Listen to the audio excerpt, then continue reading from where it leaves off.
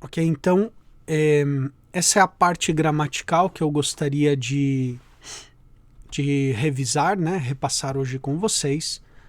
Sem dúvida nenhuma, em aulas passadas já falávamos um pouquinho sobre os graus do comparativo, mas aí fica também esse registro para os nossos estudos, né, da língua latina. Pois muito bem, não sei se tem alguma dúvida, alguma questão sobre isso. Senão a gente continua o nosso trabalho com os textos canônicos.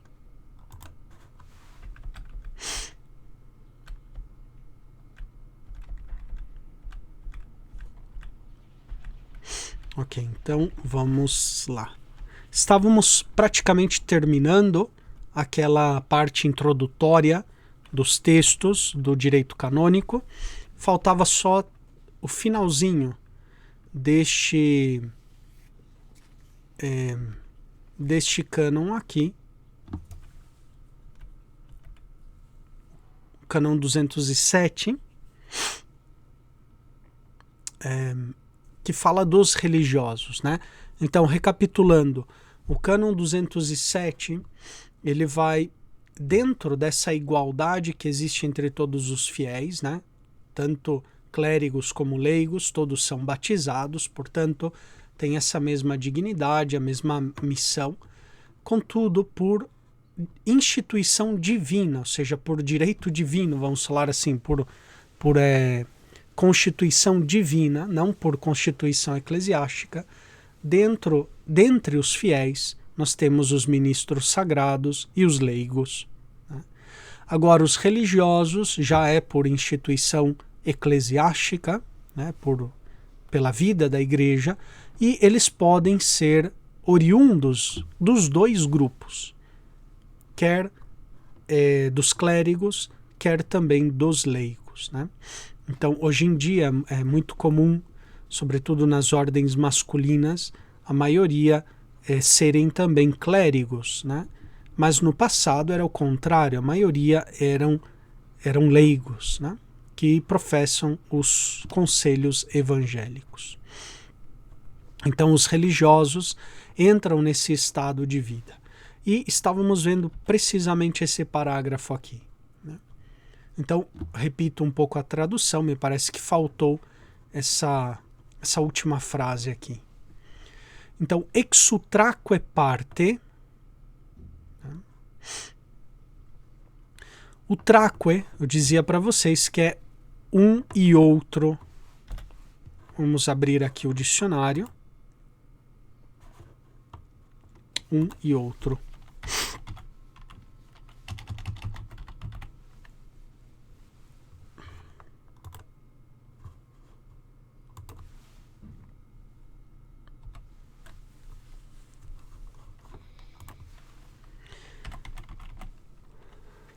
Vamos ver se ele traz esta palavra aqui. Notem, existe uter, ultra, utrum, né? Significa um e outro, qual dos dois? Né? Um dos dois, aquele, né? Ou seja, sempre está colocando em comparação duas coisas. Depois tem vários compostos que vêm de uter, ultra, utrum. Por exemplo, utercunque, ultracunque, utrumcunque, qualquer dos dois. São dessas selvas que eu falava para vocês, dos pronomes indefinidos, que são muitíssimos. Né? Então aí nós temos, esses pronomes são muitos. Mesma coisa, uter libet, ultra libet, utrum libet, né? Qualquer dos dois. É pronome indefinido, que indica uma dualidade, duas coisas, ambas. Né? E a palavra que nós temos ali é uterque, utraque, utranque. Um e outro, cada um. Né? Uns e outros, ambos, quando usado no plural. Né? Então temos o texto que diz exutraque ac parte. Ex é preposição que pede ablativo E por isso o traque, ac, parte está tudo em ablativo. Ex significa origem, proveniência, né?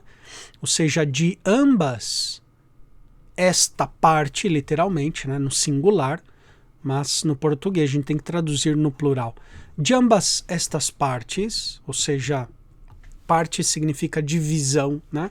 Dessa divisão entre ministros sagrados e leigos, habentur Christi fideles, né? São tidos, voz passiva, enitur, voz passiva, né? São tidos os fiéis, ou seja, se tem os fiéis, né? Se encontram, poderíamos traduzir.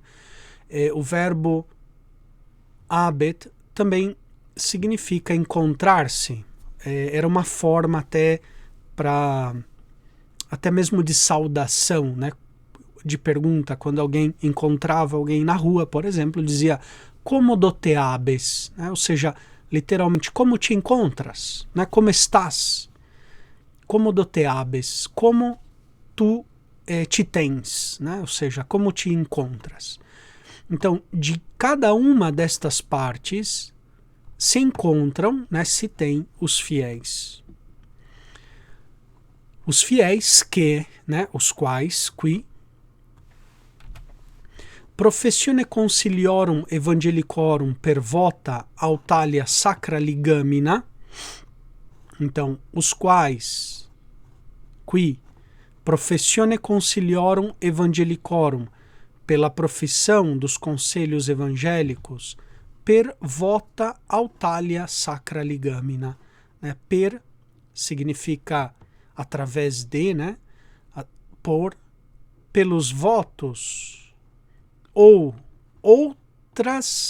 outros sagrados,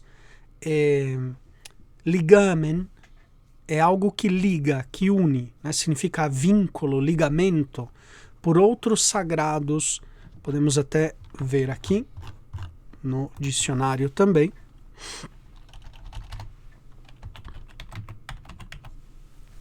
Laço, né? Cordão, fita, ou seja, vínculo, né? Alguma coisa que, uma ligadura, poderíamos traduzir, atadura, é usado até no termo da medicina, né? Então significa isso, uns sagrados vínculos, sagrados laços, né? Algum tipo de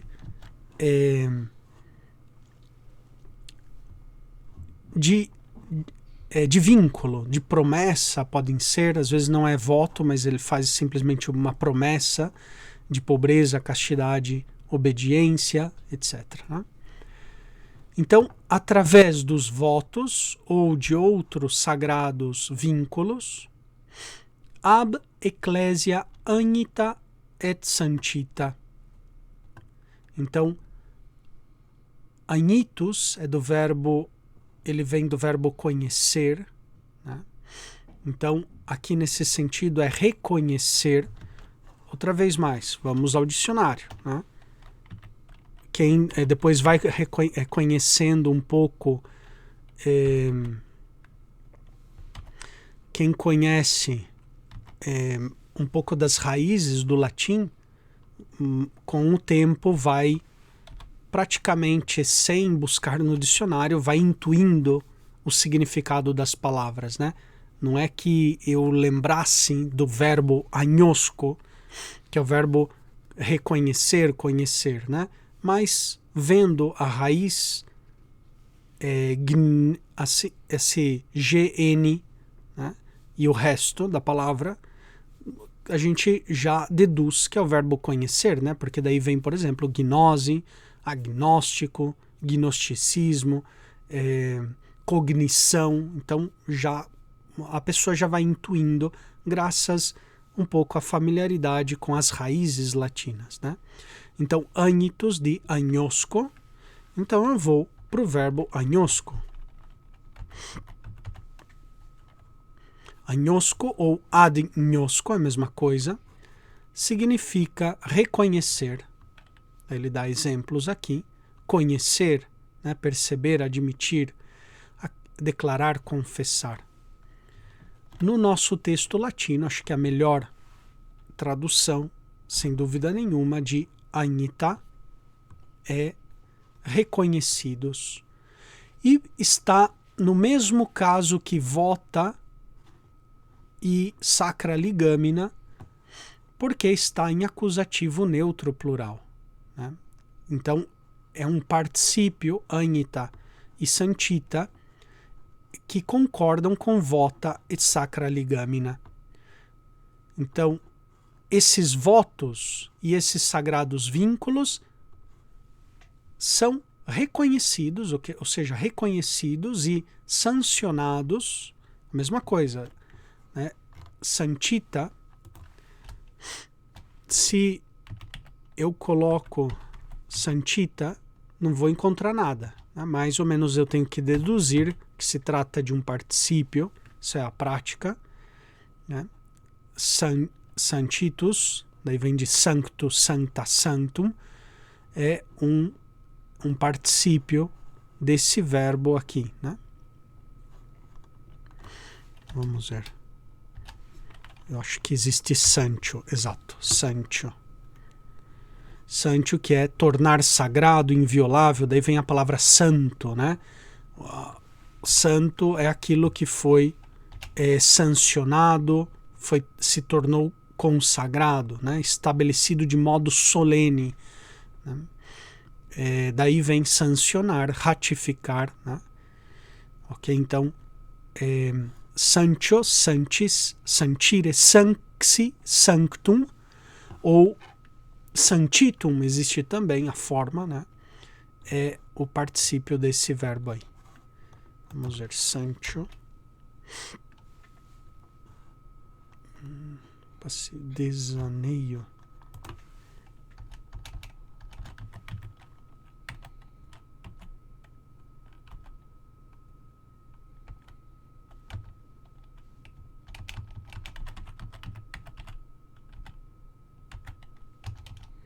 Essa terminação possivelmente tem algum erro ali.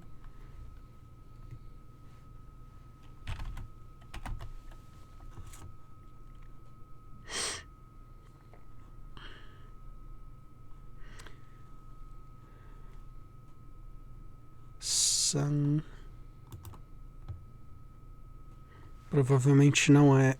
Eu acho que ali ele, quando passou do PDF para uma digitalização, mas eu acho que não é saneio, mas sancto. Vamos ver se existe.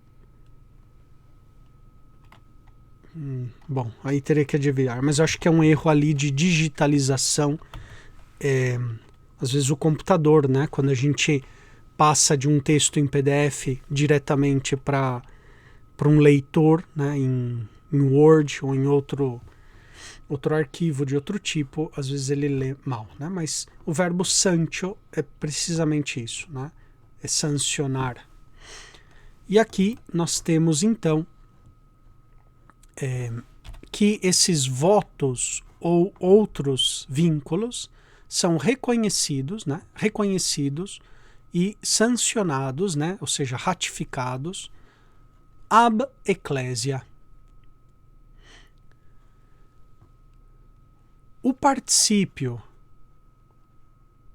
em us a é sempre um particípio pretérito e passivo, da voz passiva. Então, ele pode ter agente da passiva.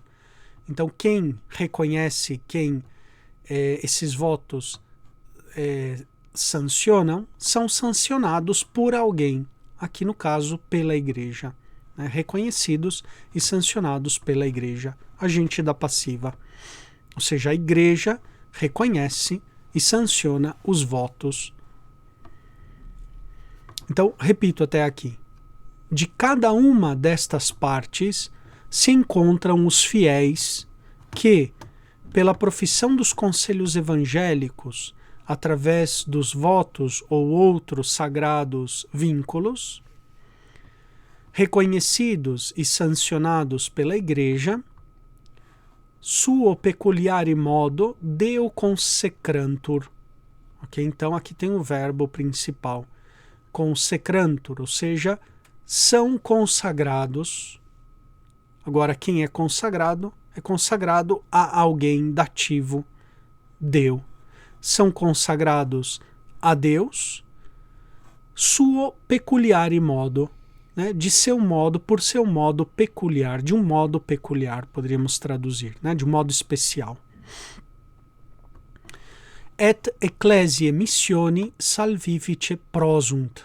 Tínhamos ficado aqui na semana passada, esse prosunt, o verbo prodesse, é o verbo ser útil. Ele é um composto do verbo ser, ok? Do verbo prosum, prodesse, profui. Ele simplesmente coloca a palavra pro na frente do verbo ser. Significa ser útil, servir, aproveitar, né? Ser de proveito. E aqui é interessante, esse verbo, como alguns outros compostos do verbo ser, né? Vamos ver assim se está no maiúsculo.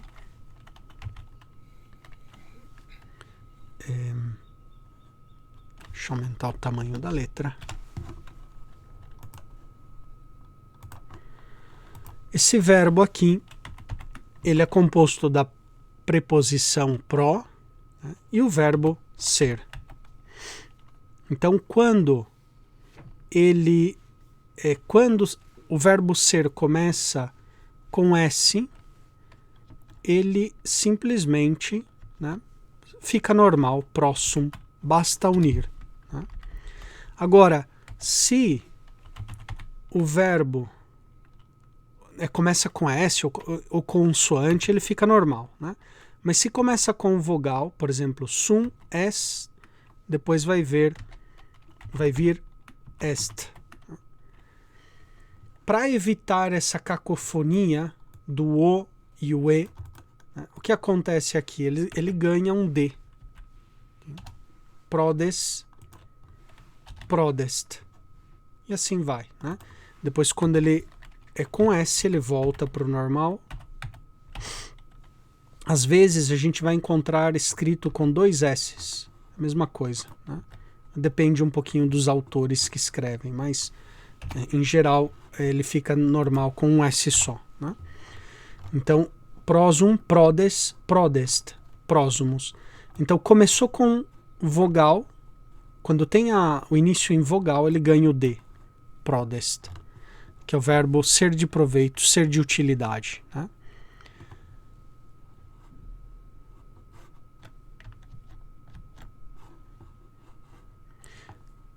E são de utilidade, ou seja, os religiosos, né? Os consagrados, são de utilidade, né? São de proveito. Missioni salvifice ecclesiae. Então, eles são de utilidade, são de proveito a que coisa? Está pedindo um dativo. Aqui, clarissimamente, missione está em dativo. Ok? Não pode estar em outro caso missione. Por quê? Por causa da declinação, terceira declinação. Exemplo. Missio, nominativo. Acusativo, missionis. Dativo, missione. Ok? Acusativo vai ser missionem. Depois o vocativo igual ao nominativo e o ablativo vai ser missione. Então só existe um caso que ele termina com i, que é esse daqui, ok? Que é o dativo. É o único caso, missione. Então aqui clarissimamente nós vemos que só pode estar no dativo essa palavra aqui. Então eles são de utilidade a missão. Agora, essa missão, outro dativo, ela é salvífica. A missão salvífica de que coisa? Da igreja. Ok? Então, eclese não está em dativo, está em genitivo. Confunde um pouquinho no começo, né? Mas aí eu vou por eliminação. Então, visto que missione só pode estar em dativo, então ela é a primeira possibilidade do verbo próximo. Então, quem é de utilidade é de utilidade a algo ou a alguém. Dativo. Missione está em dativo, clarissimamente. Então esse adjetivo vai com missione e eclese fica sozinho como um genitivo. Né? Então eles são de proveitos, são de utilidade, a missão salvífica da igreja. Okay? Então, eu falava para vocês na aula passada que os religiosos, eles se inserem, né? Eles formam parte dessa característica da igreja, que é a santidade da igreja. A igreja é santa. E os religiosos, pela profissão dos conselhos evangélicos, eles se comprometem de um modo especial com essa consagração a Deus, né, de um modo total, de um modo especial. Né? Cada ordem é diferente, cada ordem tem o seu grau, a sua gradatividade de consagração, de vivência dos conselhos evangélicos, mas eles se comprometem de um modo especial. E, portanto, eles são muito úteis para a missão salvífica da igreja. Agora, a última frase, quorum status, licet ad hierarchicam ecclesiae structuram non spectet. Ele usou aqui a palavra estrutura, ele poderia ter usado aquela palavra que apareceu anteriormente.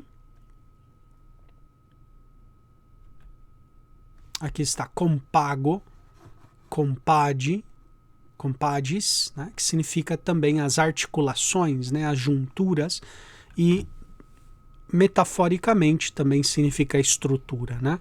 Agora aqui ele preferiu usar a palavra mais concreta, a estrutura, mas é sinônimo de compago, que já apareceu aquela palavra. Né? Então, literalmente, dos quais o Estado, status, licet ad hierarchicam ecclesiae structura non spectet. Esse licet aqui pode causar confusão, porque ele pode ser verbo, o verbo é lícito, mas aqui no caso não é um verbo, é uma conjunção. Okay? Então ele pode ser um verbo defectivo, que só tem algumas formas na terceira pessoa, né? É lícito, é permitido. Ou ele pode ser a conjunção licet, que é o embora, ainda que, uma conjunção concessiva. Né? Aqui no caso ele é conjunção concessiva, não é verbo, ok? Então anotem aí, só para lembrarem depois, aqui não se trata do verbo é lícito, mas é uma conjunção, é um embora, é um ainda que. Então, dos quais o Estado, ou seja, o Estado deles, dos quais, embora non spectet, o verbo expectare, contemplar, ver, né? Dizer respeito. Então, embora o Estado dos quais, embora não diga respeito, não diz respeito ad hierarchicam structuram ecclesiae, não diz respeito à estrutura hierárquica da igreja, okay? Ad eius tamen vitam et sanctitatem pertinent. Vocês vão lembrar na aula passada que eu falei das orações concessivas. Quase sempre na oração principal temos um tamen, um contudo. Né? Aqui aparece o contudo, manifestando que essa oração subordinada aqui é uma oração concessiva. Então, embora, ainda que. Né? Então, ainda que não diga respeito à estrutura hierárquica da igreja, tamen, contudo, pertinet, pertence ad vitam et sanctitatem eius. Pertence à vida e à santidade dela, ou seja, da igreja. Ok? Então, os religiosos não formam parte da hierarquia enquanto religiosos, né? A não ser que sejam também ministros sagrados, mas o religioso, a religiosa de por si, não manifestam essa igreja apostólica, portanto a igreja hierárquica, mas, sobretudo, estão inseridos ali na igreja santa, né, buscando, comprometidos com a santidade, a vida e a santidade e a missão de santificar da igreja. Então, repito agora, só para concluir, a tradução completa do parágrafo, né?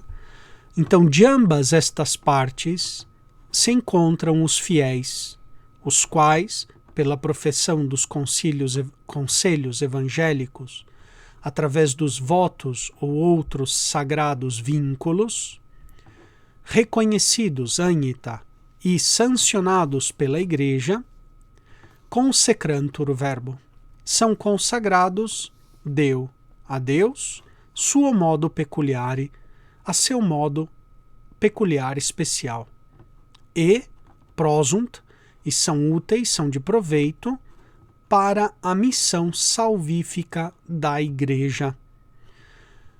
Ponto e vírgula. Quorum status, né, dos quais o Estado, né, o estado de vida, embora não diga respeito, né, não contemple, não seja contemplado em relação à estrutura hierárquica da Igreja, contudo, tamen, pertence ad vitam, pertence à vida e à santidade eius dela, ou seja, da Igreja, né? E notem, aqui a vida religiosa implica um status, ou seja, um estado de vida. Então, pela profissão dos conselhos evangélicos, através desses votos, aquela pessoa, né, aquele fiel batizado, ele começa a formar parte de um estado. Um estado, antigamente se falava muito, esse estado de perfeição. Não porque eles são perfeitos, né? Não significa que o religioso ele é perfeito. Às vezes tem pessoas que não professam os votos e são muito mais santos, né, do que os religiosos. Mas é o estado de perfeição, significa que é um estado de busca da santidade. Né? Assim como no matrimônio, quando né, dois noivos se casam, né, formando marido e mulher, aquilo lá coloca aqueles dois indivíduos num estado de vida, que é o estado matrimonial, que significa que ele já está no estado de casado, já não é solteiro, mas é uma instituição, um estado de vida. Né? A pessoa, o matrimônio não é só um contrato, é também um contrato, mas é também, né, e talvez o mais importante do matrimônio é o estado de vida, ou seja, aquele homem vai ser sempre marido daquela mulher e vice-versa, né? É um estado de vida, muda o estado, muda a condição da pessoa. Aqui também, quando o batizado professa os conselhos evangélicos, né, de pobreza, castidade e obediência, ele entra num estado de vida, esse estado da vida religiosa, né, que pertence, como diz aqui o cânon, à vida e à santidade da Igreja. Então, em séculos passados, né, houve algumas teorias que queriam eliminar da Igreja a vida religiosa. Foi muito forte essa tendência depois da Revolução Francesa, por exemplo, né? Até mesmo dentro da igreja chamado josefismo, né? Porque foi uma política promovida muito pelo imperador chamado José, que era da época do Império Austro-Húngaro, né? Que ele queria eliminar as congregações religiosas e no máximo eles só admitia congregações religiosas de vida ativa, né? Assim, no melhor dos casos, né? Então, aqui o cânon ele está enfatizando, né, contra essa tendência que foi muito forte em séculos passados, que embora os religiosos não formem parte da estrutura hierárquica da Igreja, eles formam parte, digamos assim, da estrutura, ou melhor, do estado da vida e da santidade da igreja, né? Por essa busca da caridade, né? O Concílio Vaticano II, no decreto sobre os religiosos, é intitulado justamente isso, Perfectam Caritatem, né? Ou seja, a busca da caridade, do amor a Deus e o amor ao próximo, né? Então eles estão consagrados de modo especial à busca do amor de Deus e à busca também do amor dos irmãos e das irmãs ao serviço, né? Tantos hospitais, casas de acolhidas, né? Tantas iniciativas de caridade e de serviço promovidos por grupos, né? Comunidades religiosas, comunidades de vida, sociedades de vida apostólica, etc., né? Então eles têm como parte, né, do próprio ser, como consagrado no mundo, também buscar o amor de Deus e o amor do próximo, né? Bem, aqui termina então essa parte geral e agora vai falar sobre as obrigações e os direitos de todos os fiéis.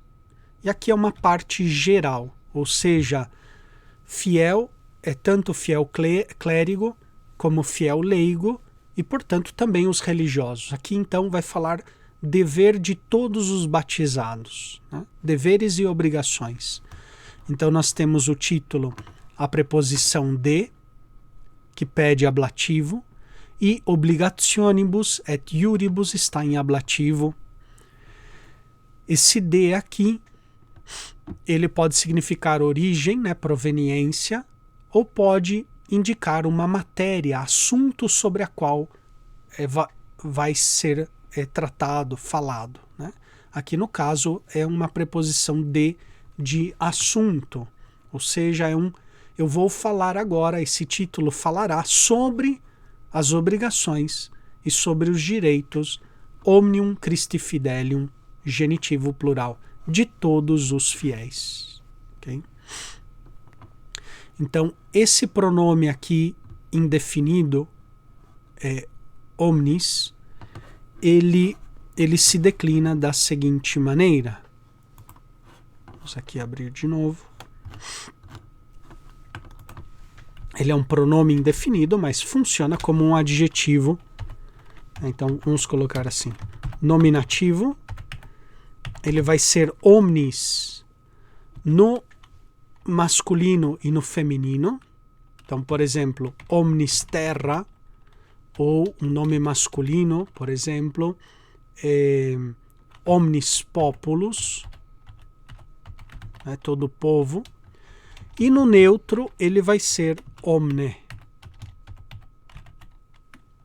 Então, todo. Por exemplo, toda a cidade, omne oppidum. Oppidum, palavra neutra, então vai usar esse pronome neutro, né? Então vai ser omnis, omne, no neutro. Depois o genitivo é omnis, típico da terceira declinação. No neutro vai ser igual também, não muda, né? Depois o dativo, típico da terceira, omni, no singular. Também o neutro não muda, é igual, omni, né, para todo. O acusativo, no masculino e no feminino, é omnem, todo, toda. No neutro, regra dos neutros, acusativo igual nominativo também. Então vai ser omne. Vocativo é raro, mas pode ter também. É igual ao nominativo. Vai ser omnis no masculino e no feminino. E vai ser omne no neutro. E o ablativo, omne. Para os dois casos, né? Desculpe, omni, porque ele é parissílabo. Os parissílabos normalmente fazem o ablativo em i, não em e. Omni. Depois tem o plural, nominativo plural, omnes. E no neutro, típico dos neutros, é terminar em a, omnia, ou seja, tudo, todas as coisas, né? Depois o genitivo, que é o que nós temos lá na frase, omnium, que também é omnium para o neutro. Vamos só diminuir talvez um pouquinho a letra aqui. Vamos colocar em 40. Omnium. Depois o dativo plural omnibus, que também é omnibus. Daqui vem a nossa palavra no português, o ônibus, né? Pegar o ônibus significa para todos, né? Omnibus, para todos. Se supõe que é para todos, para uso público, né? O ônibus. Depois o acusativo é para o masculino e para o feminino é omnes. E para o neutro, regra do neutro, acusativo igual o nominativo omnia. Vocativo é padrão, sempre igual ao nominativo, omnes para o masculino e para o feminino, e omnia para o neutro. E o ablativo, de novo, né? Omnibus para o masculino e para o feminino, e também para o neutro. Omnibus. Ok? Essa é a declinação deste pronome indefinido, que significa todo, toda, tudo, né? Omnis. Então, aqui estamos diante das obrigações e direitos de todos os fiéis. Okay? Vai começar assim. Vai falar da obrigação dos batizados, quais são, né? E aqui incluem todos, bispos, presbíteros, leigos, religiosos, né? E o primeiro cânon vai falar dessa igualdade fundamental proveniente do nosso batismo. E diz assim: Inter Christi fideles omnes, ex eorum quidem in Christo regeneratione, vera viget quad dignitatem et actionem equalitas. Aqui é o sujeito, né? Equalitas viget, vera equalitas viget. Ele separou aqui o adjetivo do substantivo equalitas, né? É uma separação bastante brusca, né? O hipérbaton aqui é bastante forte, né? Mas esse é o verbo viget, ou seja, estar em vigor, estar em vigência, né? Vige, né? Está em vigor. Vera equalitas, uma verdadeira igualdade, vige, né? Está em vigor. Inter omnes Christi fidelis, outra vez aqui o pronome omnis, né? Então, entre todos os fiéis, uma igualdade verdadeira vige, quad dignitatem et actionem. Quad significa segundo, conforme, né? Então, por exemplo, quando eu digo quad nos, né? Ou seja, no tocante a nós, no que diz respeito, quad, até onde, até que ponto, né? Quando é interrogativo, quando, enquanto, até que. Bom, aqui não. Quando, enquanto. Mas poderíamos traduzir aqui como secundum, né? Ou seja, uma verdadeira igualdade vige segundo a dignidade e ação. Ok? Então, enquanto a dignidade, todos os batizados têm a mesma dignidade e, portanto, né, existe uma igualdade fundamental. Esse aqui é o princípio de igualdade dentre os cristãos, né? Santo Agostinho tem uma... nós começamos a ler poucos dias atrás o sermão sobre os pastores de Santo Agostinho, né? O sermão 46 de Santo Agostinho sobre os pastores. E bem no comecinho do sermão ele vai falar disso, né? Ou seja, todos nós somos cristãos. Enquanto que o ser cristão é uma graça, é um dom, né? Já o ser bispo, Santo Agostinho dizia, é uma responsabilidade, é um dever do qual Deus vai me pedir contas, né? Então, é uma graça, é um dom que todos nós temos. E, portanto, aí vige uma verdadeira igualdade no tocante à dignidade. Temos a mesma dignidade de cristãos e também uma igualdade de ação.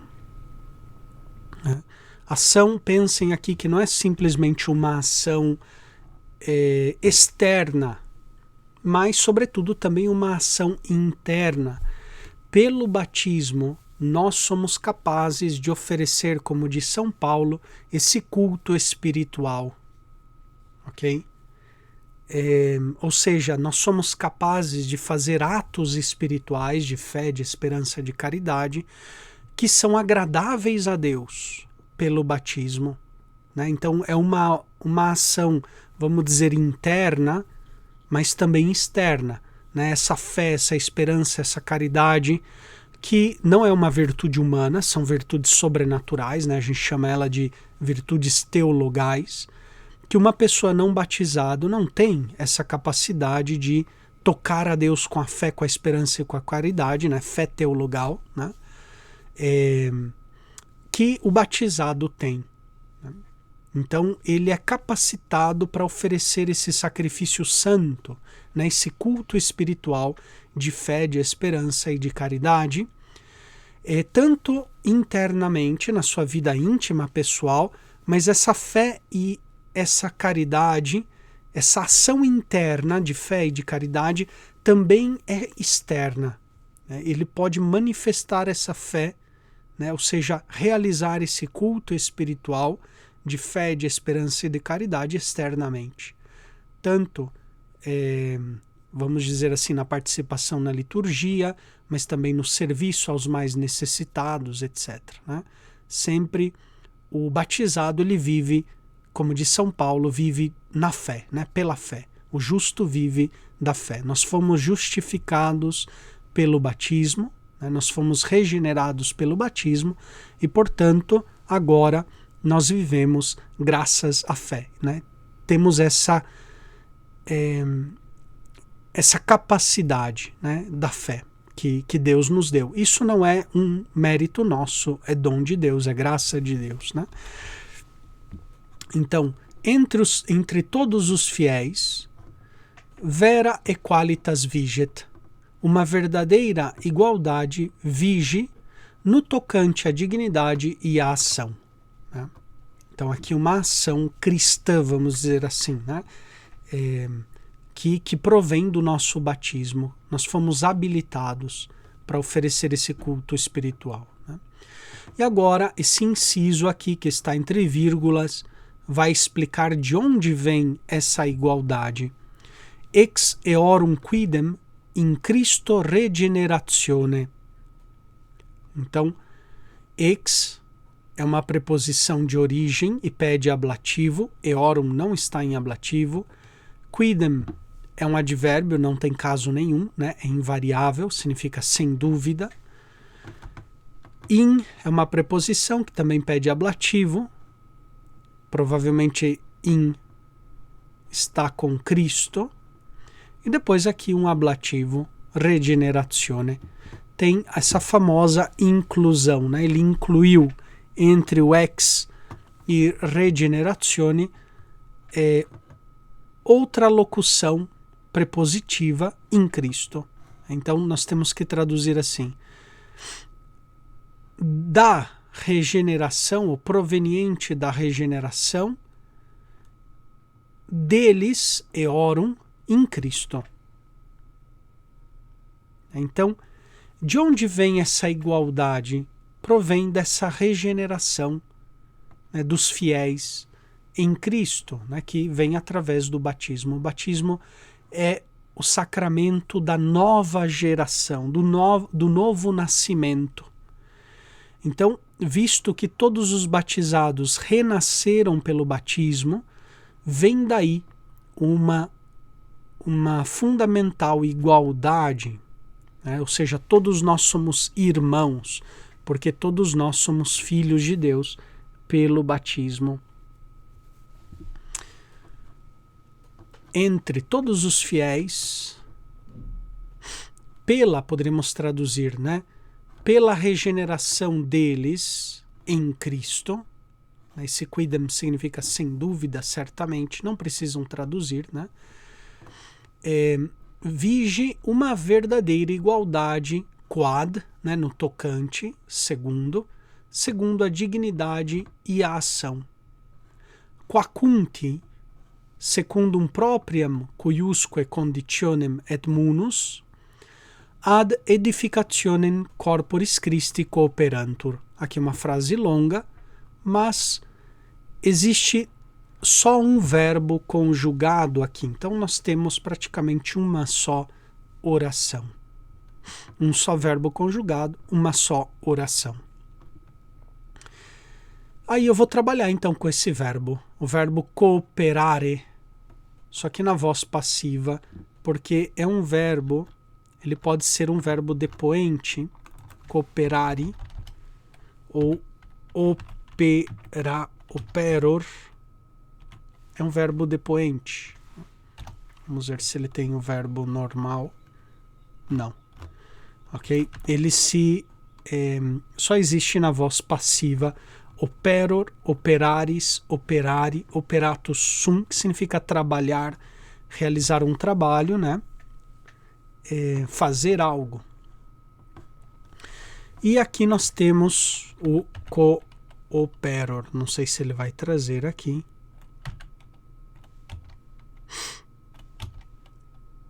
Eu acho que não, mas é a preposição cum mais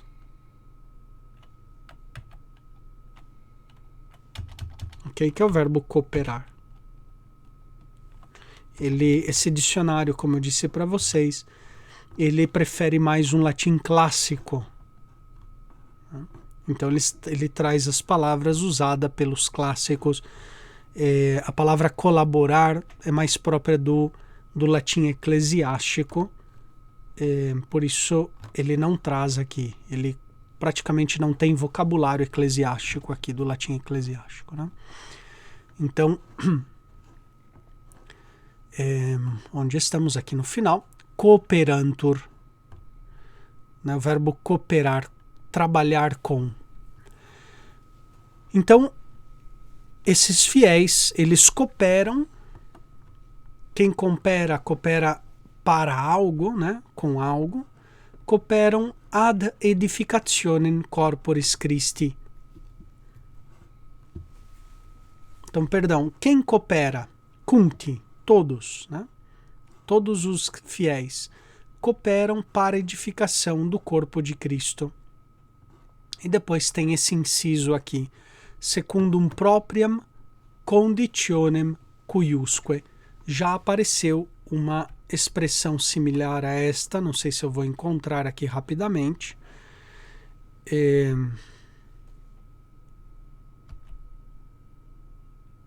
Sim, aqui está, né? Secundum propriam cuiusque conditionem, no cânon 204, né? Segundo a própria condição de cada um, né? Cuiusque é um genitivo de cada um, e aqui apareceu também no 208, segundo a própria condição de cada um. Condição et munus, né? Segundo a própria condição de cada um, e segundo o munus também de cada um, né? Então, segundo a própria condição e o munus, ou seja, a função de cada um.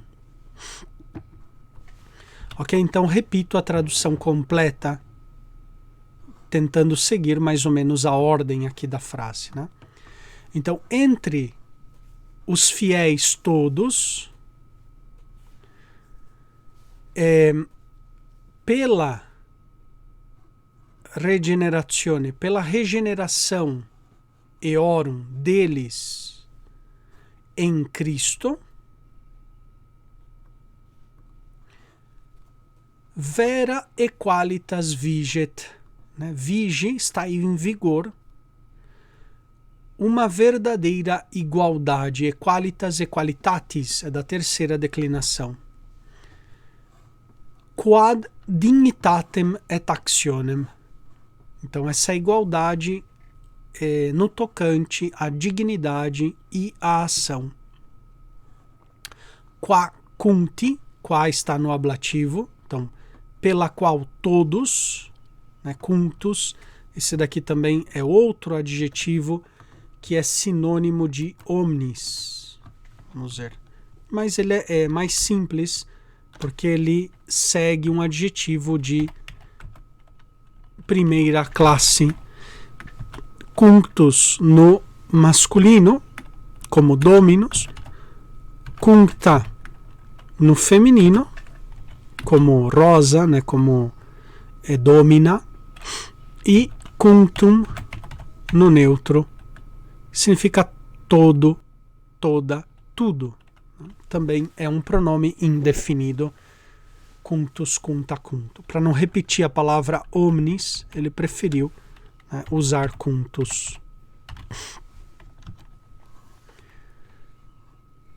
Então, vige uma verdadeira igualdade segundo a dignidade e a ação. Qua cunti, pela qual todos, secundum propriam conditionem et munus cuiusque, segundo a própria condição e função cuiusque, de cada um, cooperantur, né, cooperam, ad edificationem corporis Christi, cooperantur cooperam para a edificação do corpo de Cristo. Então, esse cânon 218, ele é bastante estudado, com certeza vocês também já estudaram, já leram, fizeram um curso sobre as obrigações e os deveres, né, de todos os fiéis, ou farão um curso sobre isso. Coloca o princípio básico dessa igualdade entre os batizados, né? Até mesmo na lei civil, a gente fala que todo cidadão, né, tem iguais direitos e deveres perante a lei, devem ser tratados com igualdade perante a lei, né? Claro que dentro dessa igualdade vão ter diversidade de condições e de funções que cooperam essa diversidade dentro da igualdade para a edificação do corpo de Cristo, né? Assim como na vida social também a diversidade de funções e de condições também cooperam para a edificação do corpo social, né, da vida social. Então, aqui o direito vai espelhar também nessa base humana da sociedade. Existe uma igualdade baseada na natureza humana, todos nós somos seres humanos, né, sem distinção, né? Portanto, com a mesma dignidade e com a mesma possibilidade de ação social, mas dentro dessa igualdade básica existe diversidade de condições e de funções, né? Que longe, né, de mermar, de minimalizar a igualdade, ao contrário, né, coopera para a construção da vida em sociedade. Bom, Cânon 209, parágrafo 1º.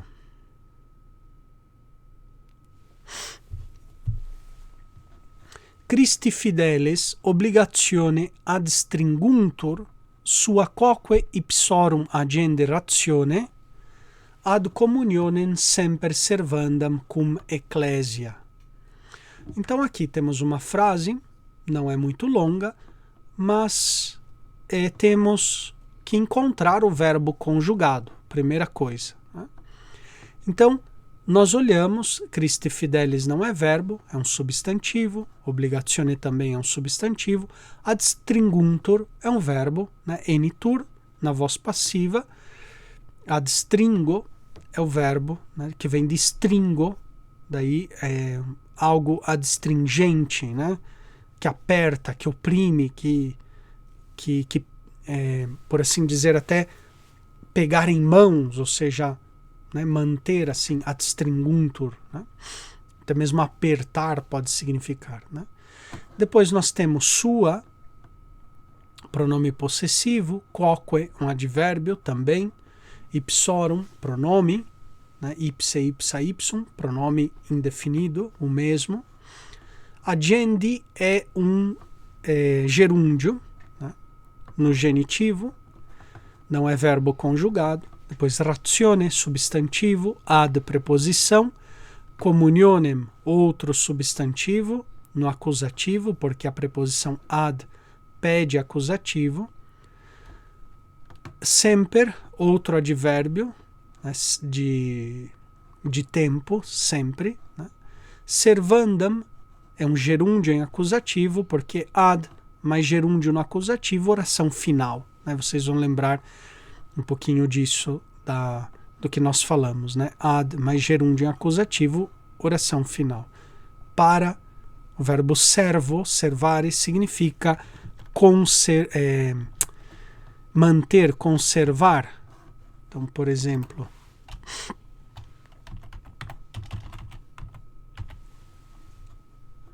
aqui servo não é a mesma coisa que o verbo servio, okay? Que é o verbo servir. Servo, servare, significa conservar, preservar, guardar, né? Conservar, manter. Então, até no sentido de manter, conservar, até mesmo de salvar, poderíamos dizer. Né? Em alguns contextos podem se traduzir como salvar. Aqui é no sentido de manter, conservar, né? Preservar.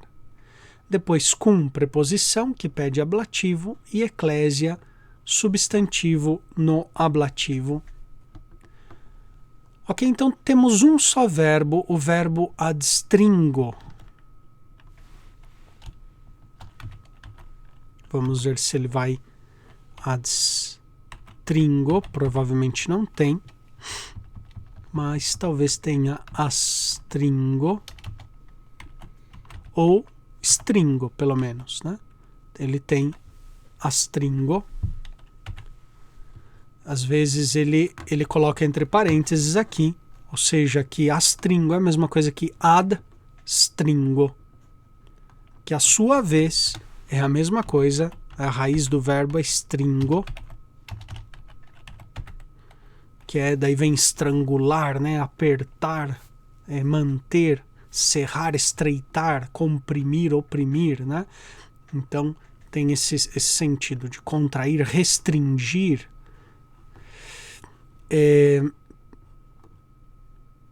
Vamos ver se ele dá outro sentido de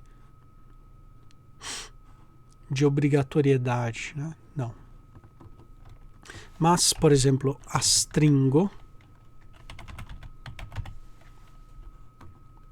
amarrar estreitamente, ligar, apertar, né? Reduzir, enrugar, contrair, né? O rosto, por exemplo. Sentido figurado, encadear, ligar, obrigar, sujeitar. É uma boa tradução, sujeitar. Né? Então, ok. Vamos traduzir como sujeitar ou obrigar. Aqui obrigar fica um pouco repetitivo, porque depois tem obrigação aqui, né? Então não posso traduzir são obrigados pela obrigação, né? Melhor, estão sujeitos à obrigação, né? Por obrigação a tal coisa. Fica melhor a tradução, né? É que no português a gente usa o verbo obrigar. No latim ele usa esse verbo estreitar, né? Ok. Quem está sujeito? Christi fideles. Sujeito da frase. Então, os fiéis estão sujeitos pela obrigação, ou por obrigação, vamos deixar assim. Os fiéis estão sujeitos por obrigação, ou se vocês quiserem simplificar a frase, os fiéis estão obrigados, fica mais fácil, né? Mas no latim ele está dizendo isso. Os fiéis estão sujeitos por obrigação. Agora, quem está sujeito a algo. Ad servandam communionem. Então, os fiéis estão obrigados a conservar, a manter a comunhão. Com quem? Com a eclésia, com a igreja. Mas quando? Sempre. Né? Então aqui já é o sentido da frase, dessa frase aqui. Né?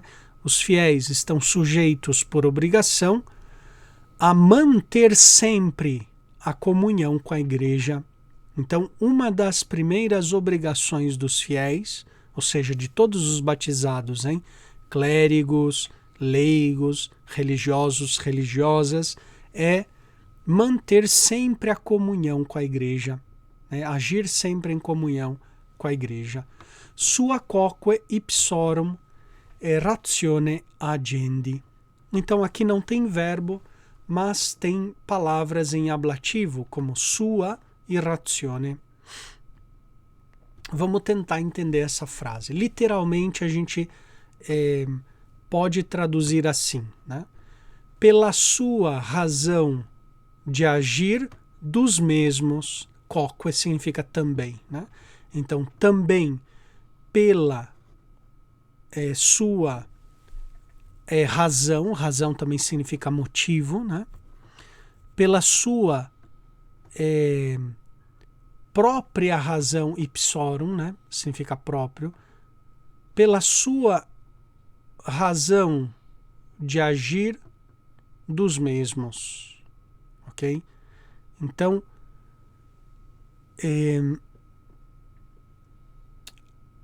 aqui, né, sua quoque ratione agendi, né, pela própria razão de ser dos mesmos, né, dos mesmos fiéis. Não sei como traduziram aqui no português, né? Deixa eu dar uma olhada nesse cânon aqui. 208. Pelo seu próprio modo de agir. Ok, perfeito. Né? Aqui ele traduziu ratione como modo. Ratio é a razão, né? Pela sua própria razão de agir, pelo seu próprio modo de agir. É uma boa tradução, só que não é uma tradução literal, né? Então, também pelo seu próprio modo de agir,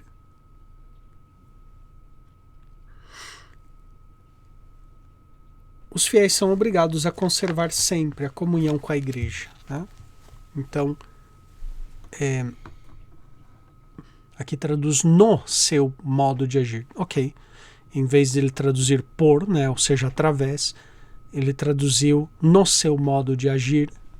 Acho que é a tradução mais correta, né, pelo fato do contexto. O que ele está querendo dizer aqui? Que nesse agir, né, nós vimos aqui que existe uma dignidade no ser e também no agir, na ação. Né? Uma igualdade de ser e de agir entre os fiéis. Agora, sobretudo na ação, né? Porque no ser batizado, uma vez que ele é batizado, é sempre batizado. Né? Não tem aqui muito o que discutir. Mas no agir desses fiéis, clérigos, leigos, né? Se deve agir, uma primeira obrigação que deriva disso é a comunhão com a igreja. Então, os fiéis estão sujeitos por obrigação, também na sua razão própria de agir, né, no seu modo próprio de agir, traduziu, interpretando bem o sentido da frase, né, estão obrigados a conservar, né, servandam ad servandam communionem. Estão obrigados a quê? A conservar sempre a comunhão com a igreja. Então, deriva aqui uma primeira obrigação de todos os fiéis. A obrigação de comunhão com a igreja.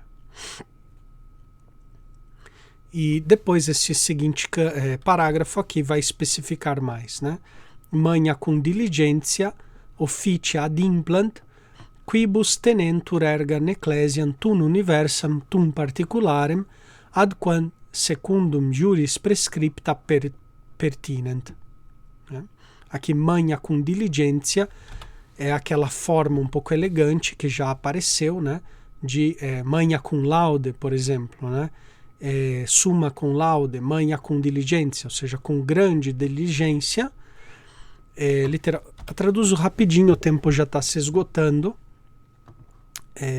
mas depois voltaremos na próxima semana sobre esse parágrafo aqui, né? Então, com grande diligência, cumpram os ofícios, ou seja, os deveres aos quais são tidos, né? São obrigados, erga ecclesiam, né? Para com a igreja, tum universam, tum particulare, né? Tanto a igreja toda, ou seja, a igreja universal, quanto a particular, ad quam pertinent secundum prescripta juris, né? A qual pertencem segundo as prescrições do direito, né?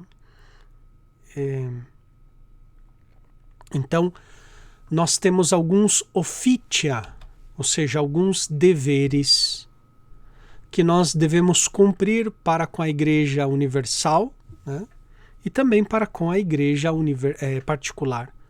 Existem leis universais e leis da Igreja particular, que nós temos que estar atentos a esse regimento, né? Dos fiéis. Quando nós formamos parte de uma sociedade, né? Então, uma vez que formamos parte de uma sociedade, nós estamos obrigados à lei daquela sociedade. Ok? Então, todo corpo social é assim, né? Existe um regimento, existe alguns princípios, alguns deveres que aqueles membros da sociedade estão obrigatoriamente vinculados a eles, né? Isso é natural. Então, por exemplo, eu não estou obrigado às leis da Suécia, porque eu não sou cidadão sueco, né? Não estou obrigado às leis da coroa inglesa, por mais que, né, respeite a monarquia inglesa, né, ache legal ou não, mas não estou obrigado, né, às leis da monarquia inglesa, né, do reino inglês, por exemplo, né, porque não sou cidadão, né, não sou súdito do rei da Inglaterra, né. Agora, pelo fato de ser cidadão do Brasil, pois eu estou também obrigado, tenho alguns deveres dentro da sociedade brasileira, né? Se eu tenho outra nacionalidade, eu também estou obrigado àquela lei daquela outra segunda nacionalidade, né, que eventualmente a pessoa tem, né? Pelo batismo, nós formamos também parte da sociedade do corpo místico de Cristo, né? Formamos parte agora dessa sociedade que é humano e também ao mesmo tempo espiritual, que é a igreja, e portanto daí derivam alguns deveres, né? Officia. E depois também vão derivar alguns direitos, iura, né? Que nós veremos depois no Código de Direito Canônico. É mais a seguir. Bom, o tempo já se esgotou, não sei se até aqui nós temos alguma dúvida, alguma consulta que vocês queiram fazer, né? Hoje na aula nós vimos sobretudo o tema do comparativo, de como fazer o grau da comparação nos adjetivos, e depois continuamos a nossa tradução. Deixa eu só dar uma olhada aqui na lista, só para completar os alunos que chegaram agora, que talvez não estavam na chamada inicial. Bom, o Padre Anderson tá ali, né? Ok. Quem mais? O Frei Marcos Vinícius. Padre Antônio também tá por ali. Ok, perfeito. O Marcos Vinícius também. Padre Nicoló, não sei se está... tá por aí também? Padre Nicoló, não vi. E o Padre Tiago. Ok, perfeito, então. Padre Tiago encerrou, ele trancou. Ah, é verdade. Ok, deixa eu já anotar isso aqui. Ok, perfeito então, pessoal. Boa sexta-feira aí para todos vocês e bom fim de semana. Vão lendo, né, estudando esses cânones aí, não deixem para o último mês, né? Vai ser o melhor modo de de se preparar bem para o final do curso. Ok? Então, bom fim de semana e nos vemos na próxima sexta-feira. Obrigado, professor. Obrigada. Tchau, tchau. Até mais. Professor, disponibilizar o link. Ah, é verdade. Então, agora eu já vou disponibilizar o link dessa aula aqui, ok? No grupo. Daqui uns 5 minutinhos já vai estar disponível. Ok? Até mais, então. Tchau, tchau.